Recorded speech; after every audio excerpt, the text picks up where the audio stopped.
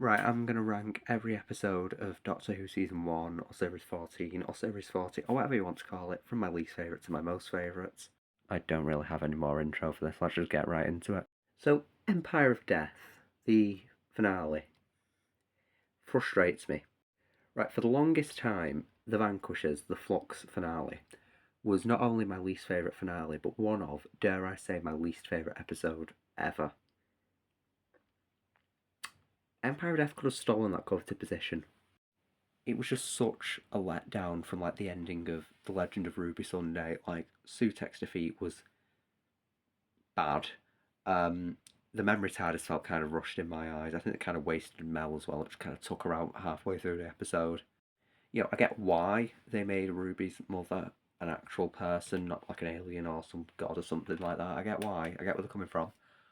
But again, it felt really underwhelming. I don't think it was a bad idea. I think it was bad execution. Also, you cannot convince me that woman named her child by pointing at a sign. Like, nobody does that. No. Right, so next up we're going to go with Space Babies. They picked this one.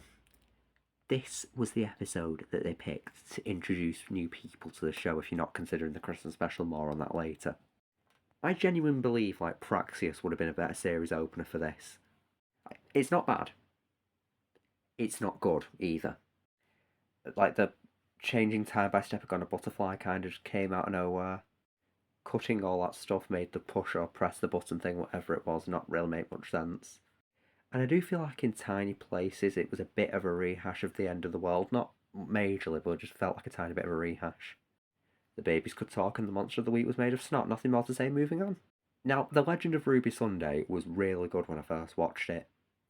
Emphasis on when I first watched it. I think it loses a lot of its gravitas on rewatches because you know what's coming. You know Sutek's going to be at the end. That's the big reveal. Spoiler alert. Sorry, guys. I'm so sorry about that.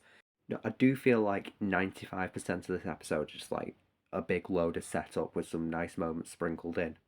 I mean, like the scene where they're in the time window and they're talking to the giant dust cloud. Just oh my gosh, spot on. And we got more Mrs. Flood. Like, I think we could do the Mrs. Flood spin off at this point. Forget Warp Team Land and the Sea. I just want Mrs. Flood and Cherry Sunday for like 10 hours. And the reveal, the Sutek reveal was immense. Although I did kind of feel bad for Susan Triad. Like, she was a good character until the weird skull face thing. But yeah, it does feel like a massive episode full of setup, and you can argue that World Enough in Time did the same thing, but I think the difference there is that World Enough in Time, sure, it was building up to the Mondasian Cybermen and the Master being at the end, but at the same time, it was just a good episode overall. It was thematic, it had some good story, things happened for reasons instead of just, we're putting this here to reveal the villain later, or this is just all for a massive big story arc. It genuinely was a good episode, and it led on to the Doctor Falls, which is an immensely better finale than Empire of Death. Right, every episode from this point on I like, and I'm going to put Dot and Bubble here. I really like The Swan. I think Lindy Pepper Bean is potentially one of, if not the biggest hater in fiction. Now, obviously, this was the second Doctor Light story in a row, but there was more Doctor in this, and I think he was really good. Like, him, Ruby, and Lindy had great chemistry together. I love the foreshadowing as well. You can really go back and watch and see all the little details that like hinting at the reveal. Plus, people defend Ricky September and say it was unfair he died, but realistically, he was a racist as well. Realistically, I love the man traps and the Dot as well. I'm a sucker for evil AI stories. My favourite first Doctor story is the War Machines for a reason. Church on Ruby Road, I'm putting slightly above. I think in terms of ranking, it and Dot and Bubble are roundabout on the same page, near enough. If it wasn't a Christmas special, I think they'd be pretty much interchangeable, but that's what's bumped it up above Dot and Bubble. I love the Christmas specials a bit too much. I mean, I think I just love the story, I love the music, love the songs, love the goblins as well. They were awesome. Mrs. Flood as well. Oh, that ending. I forgot about the ending. But I think one of my favourite scenes in this is the one where Ruby gets erased from history and the doctor goes to talk to Carla, and like all the pictures of the kids were wiped off the fridge, and she was just so horrible about what she does. Like it's just a job. It's not so much she was passionate about when she had Ruby. I just think that was a really effective scene, especially considering the trauma that the doctor was just starting to get over. And Davina McCall was there as well. I don't know what else to say to that other than she was there. Second appearance in the Whoniverse. But yeah, I'm definitely going to be rewatching this one soon. Okay, so this is going to be a controversial placing, but I'm going to put 73 yards next. I'm not saying this is not good, I'm not saying it's bad, but in the words of the great Chris Chibnall, it could have been better. So I'll start out with a positive. The whole folk horror aspect in the Welsh village was perfect. I love the horror side of Doctor Who, like Midnight, Blink, any other scary Night Terrors. I love Night Terrors. This was so good. Like I love the scene in the Welsh village when they're all just pretending to be scared. Like obviously they're a bunch of dicks, but it was funny. Um, Potentially my favourite Susan Twist as well, or one of them. Like, she was just so sweet for no reason. It was so funny.